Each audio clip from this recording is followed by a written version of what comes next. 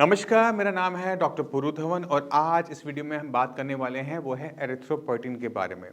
Kidney failure patient की body में हमें एक कंप्लेंट बहुत कॉमनली देखने को मिलती है, वो है लो हीमोग्लोबिन।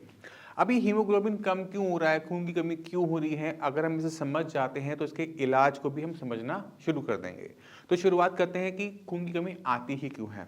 हम सब जानते हैं कि खून बनने के लिए आयरन की ज़रूरत है, प्रोटीन की ज़रूरत है, बट बहुत कम लोग ये जानते हैं कि आयरन और प्रोटीन के साथ फोलिक एसिड भी लगता है, बी 12 भी लगता है और हमें साथ में लगता है वो है एरिथ्रोपोइटिन। जैसे आप घर में चाय बनाते हो, जब आप चाय बनाने जाते हो, चाय पत्ती भी चाहिए, दूध भी चाहिए, चीनी भी चाहिए, गैस का चूल्हा भी चाहिए।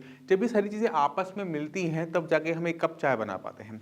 इसी तरह से हमारी बॉडी में जब खून बन रहा है तो उसके लिए जो कच्चा सामान है वो सारा का सारा जब इकट्ठा हो जाता है तो एक हार्मोन है एरिथ्रोपोइटिन जो कि हमारी किडनी रिलीज करती है। ये आता है और सबको आपस में ये जोड़ता है और हमारा ब्लड बनता है।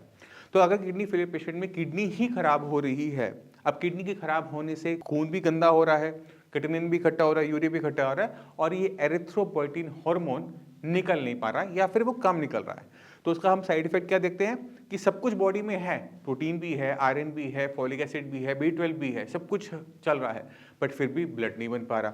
तो इस कमी को पूरा करने के लिए हमारे पास सिर्फ एक ही तरीका होता है कि जो हार्मोन किडनी बनाती है, जो बॉडी में नहीं बना पा रही, उसको हम बाहर से बॉडी में डाल दें, जिससे हमारी बॉडी में ब्लड बनना शुरू हो जाए। बट इसमें भी एक दिक्कत ये होती है कि जब हमारी किडनी होती है वो चौबीसों घंटे इसको बनाती रहती है, शरीर के अनुसार और जरूरत के अनुसार इसे बनाती घटाती रहती है। जब हम बाहर से ले रहे होते हैं तो ऐसा नहीं हो पाता, हमें इसे हफ्ते में एक बार लेना होता है और कभी इसकी मात्रा कम हो जाती है, कभी इसकी मात्रा ज़्यादा हो जाती है, ज़्यादातर ही कम ही पड़ता है।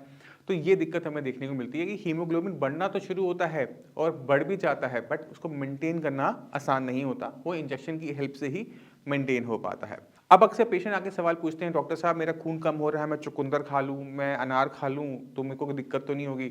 तो वहाँ पर हमें पेशेंट को रोकना पड़ता है। क्यों रोकना पड़ता है उसको समझने की कोशिश करते हैं। चुकंदर के अंदर खून बनाने की प्रॉपर्टीज़ हैं, पक्की बात, मगर उसके अंदर पोटेशियम की मात्रा भी ज़्यादा है। अब अगर हम खून बढ़ाने के लिए चुकंदर का यूज़ ज़्यादा करेंगे तो हमें एक दिक्कत और देखेंगे कि पेशेंट की बॉडी में पोटेशियम बढ़ने के जो चांसेस हैं वो ज़्यादा हो जाते हैं।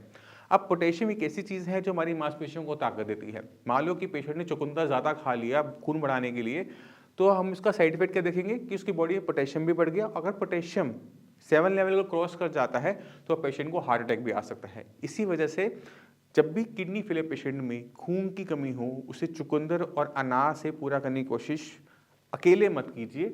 आपको डॉक्टर की वहाँ पे हेल्प ज़रूर पड़ेगी। आप एक बार एरिथ्रोपोइटिन लेना शुरू करेंगे, उसके बाद कुछ कमी रह जाएगी ना, उसको हम बाकी फूड सप्लीमेंट से पूरा कर सकते हैं। बट पहले हमें एरिथ्रोपोइटिन को पूरा करना पड़ेगा। मैं उम्मीद करता हूँ इस वीडियो से आप समझ गए एरिथ्रोपोइटिन क्यों एक किडनी फेलियर पेशेंट में ज़रूरी है, कहाँ बनता है और इसकी कमी को कैसे पूरा किया जा सकता है। फिर भी माइंड में कोई डाउट है, कुछ पूछना चाहते हैं, डॉक्टर्स अवेलेबल हैं, मैं अवेलेबल हूँ, आप मुझसे भी आके मिल सकते हैं।